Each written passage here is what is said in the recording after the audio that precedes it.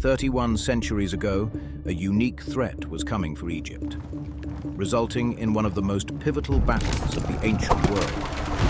By 1175 BC, the Mediterranean was in chaos.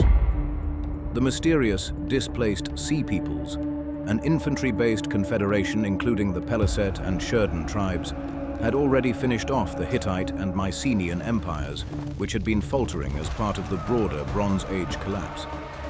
In one of the earliest land-sea invasions in recorded history, the Sea Peoples targeted the Nile Delta.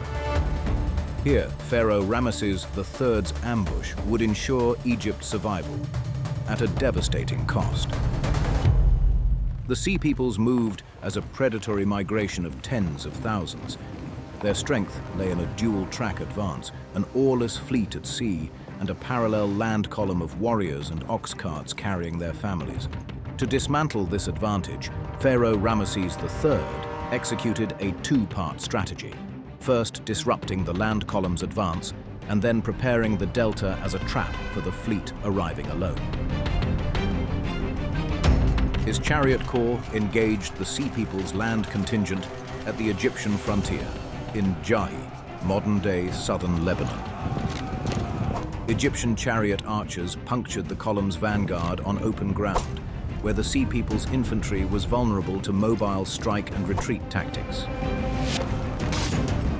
Before the battle at Djahy was decisively won, Ramesses paused the assault and repositioned his forces southwest because the Sea People's fleet was still coming and the delta had to be ready. The Egyptians prepared mud brick earthworks and hidden stockades masked by thick, tall papyrus for thousands of archer ambush positions. Ramesses left the entrance seemingly underdefended. Unaware that their land army was now hundreds of miles behind schedule, the Sea People's fleet took the bait. The invading naval warships, in a quantity lost to time but significant enough for Ramesses to consider an existential threat, committed to one of the Nile's distributaries. Behind them, oared Egyptian galleys rowed out from the side channels, sealing the rear position, while another team from the Pharaoh's fleet blocked the path ahead to Memphis. In the narrow waterway, and with no oars for maneuvering, the Peliset, the Shurden, and the rest of the Sea Peoples were crowded on open decks, with no cover. From the banks, Egyptian archers unleashed thousands of arrows from composite bows. The Medinet Habu reliefs of Ramesses III's mortuary temple suggest an effective ambush, a deluge of arrows incapacitating Sea People's warriors before they could touch land. The Egyptians used weighted bronze hooks to grab the Sea People's warships, pulling and capsizing them toward the banks. The Pharaoh's forces used kepishes and long-handled pikes to subdue what resistance the invading warriors could offer in the shallows. Egyptian scribes collected hands from the mud to census the fallen, although that number is lost to time.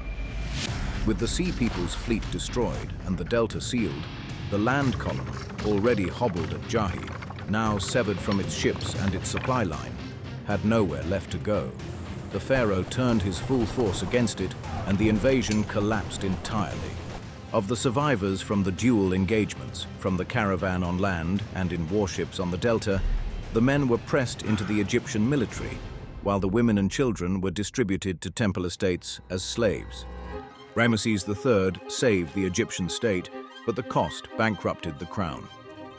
Stopping the invasion required massive mobilization, soldiers, charioteers, and Shurden mercenaries among them. The depleted treasury triggered the first recorded labor strikes in history within a decade. Over the following generations, Peliset survivors settled in the southern Levant, evolving into the Philistines, the permanent rivals of the rising Israelites. Egypt was weakened. It lost control of the Levantine trade routes. The Battle of the Delta allowed Egyptian culture to persist, but it signaled the end of the new kingdom's grandeur and the start of a 3-century slide into the Third Intermediate Period, an era of fragmentation and instability. The Mediterranean's last Bronze Age civilization had survived. The debt would take well over 1,000 years to pay.